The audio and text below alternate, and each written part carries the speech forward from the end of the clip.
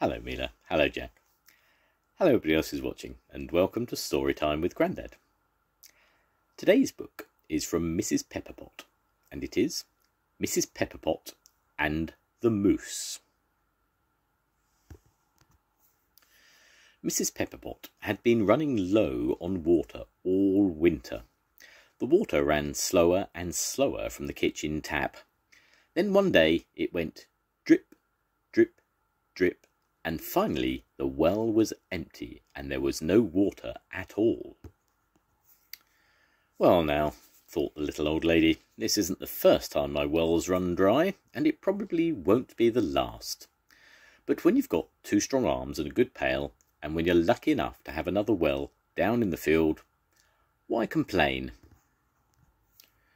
She put on Mr Pepperpot's old coat and a pair of rugged work gloves, and went to the woodshed to get the axe.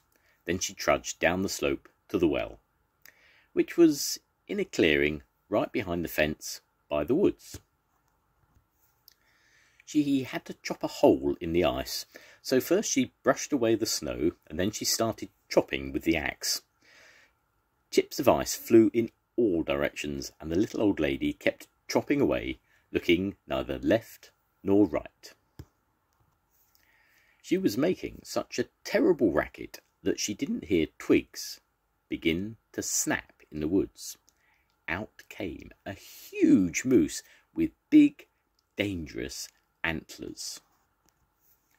He stared angrily at Mrs Pepperpot, and then he jumped over the fence and butted the little old lady so hard she did a somersault and landed head first in the snow. "What in the world?" shouted Mrs Pepperpot, leaping to her feet as quick as lightning. But by then the moose had jumped back over the fence and stood there glowering at her.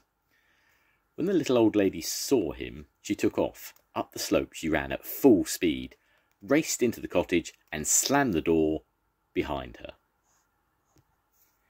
She peeked out of the kitchen window down towards the edge of the woods. Yes, indeed, the moose was still there on the other side of the fence. "Just you wait," muttered Mrs Pepperpot. "I'll give you the scare of your life, Mr Moose." She put on an old black raincoat and an ugly old hat, and with a big long pole in her hand, she sneaked round the corner of the cottage. The moose was wandering along peacefully, munching twigs off trees without a care in the world. "Shoo! Shoo!" shouted the little old lady, and started running down the slope with the raincoat flying out like big black wings behind her. The moose turned his head, and when he saw the little old lady, he jumped back over the fence in one great leap and headed straight for her. This time he looked really dangerous. Mrs Pepperpot was so scared she spun around and raced back into the cottage as fast as she could. "Now what am I going to do?" she wondered. "I must have water. I've got dishes to wash and potatoes to cook, and besides, it's time for a nice cup of coffee. Suppose I put on Mr Pepperpot's trousers and take down the shotgun and go out there and aim it at that awful moose. That ought to put a scare into him." So that's what she did, but that was the silliest thing she could have done. She hadn't gone more than halfway down the slope before the moose came galloping towards her on his lanky long legs. The little old lady dropped the gun, spun around, and raced back into the cottage faster than last time. When the moose saw Mrs Pepperpot disappear, he turned around and walked away. But this time he did not jump over the fence. He stopped right by the clearing. "Well, I'll just have to fill the pail with snow and melt it. At least I'll have water then," said the little old lady, "because it looks like that's one moose you just can't scare." And that's what she did. She took the pail and slipped along the wall of the cottage. But just as she tipped the pail upside down and was about to fill it with snow, she shrank to the size of a teaspoon. which is what often happened to her, of course. This time it happened faster than usual. Before she could do a thing, she fell into the pail, tiny as she was, and the pail started to roll down the slope. It rolled faster and faster, and the little old lady got so dizzy that she saw suns and stars spinning around. Right by the well there was a sudden jolt. The pail flew up in the air, and Mrs Pepperpot thought her time had come. She waited for the final crash when she fell to the ground, but believe it or not, the pail stayed up in the air and began to fly towards the woods. If the little old lady had had time to think, she would probably have realised that the pail had landed on the moose's antlers. But of course, it's hard to collect your thoughts when you're in a pail in mid-air.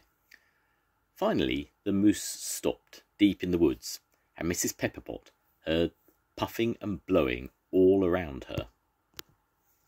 She peeked out of the pail and saw 3 other big moose. They were the big moose's friends, but of course the little old lady didn't know that. Then, as she lay trembling in the pail, she heard a big gruff voice saying, "Oh, I'm so scared, so awfully scared." Somehow the pail now caught on a branch. It stayed hanging there when the moose walked away, and there lay Mrs Pepperpot without the foggiest notion where she was. But suddenly she saw Sammy Squirrel come scampering down the tree trunk. "Well, hello there," he said. "I do believe that's Mrs Pepperpot out for a walk."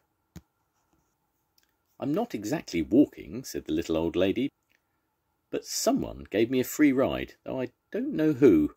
I only heard someone saying that he was so awfully scared."